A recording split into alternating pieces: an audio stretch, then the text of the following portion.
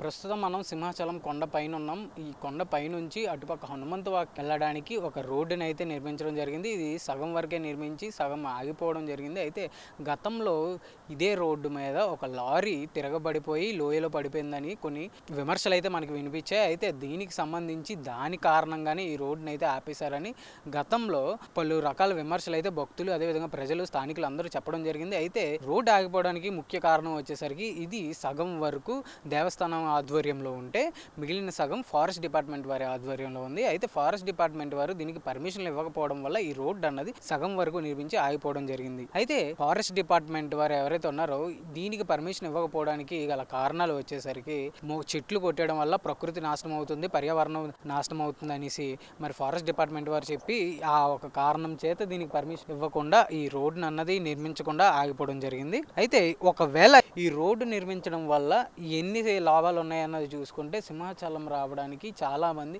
అటుపక్క మధురవాడ, కొమ్మాది, మారికవలస అటువైపు నుంచి హనుమంతు వాక నుంచి ఇక్కడికి సింహాచలం రావాలంటే దారుణమైన ట్రాఫిక్ అయితే ఎదుర్కోవాల్సి వస్తుంది. అదే విధంగా ఇటుపక్క చూసుకుంటే గాజువాక కాంప్లెక్స్, ద్వారకా నగర్ అటువైపు నుంచి వచ్చేవారు, కొత్త వలస అటువైపు నుంచి వచ్చేవారు మరి వాళ్ళు కూడా ఒక రకంగా ఇబ్బంది పడుతున్నారనే చెప్పొచ్చు. ఎందుకంటే ఎవరైనా కానీ సింహాచలం రావాలంటే ఖచ్చితంగా హనుమంతు వాక వచ్చి హనుమంతు వాక నుంచి ఈ అడవివరం రోడ్డు వైపుగా వచ్చి ఈ దేవస్థానానికి చేరుకోవాల్సి వస్తుంది. కానీ అలాంటి ఇబ్బంది పడకుండా ట్రాఫిక్ సమస్యలను తగ్గించే పరంగా ప్రభుత్వం తీసుకున్న ఒక నిర్ణయంలో భాగంగా ఈ ఏదైతే హనుమంతు వాక టు సింహాచలం కొండ మీదకి ఒక రోడ్డు ఏదైతే మార్గాన్ని కడుతున్నారో ఆ మార్గం సగంలో ఆగిపోవడం వల్ల ఈ చాలా తీవ్రమైన ఇబ్బందులు పడాల్సి వస్తుంది. ట్రాఫిక్ కూడా చాలా వరకు ఎక్కువ ఉంటుంది.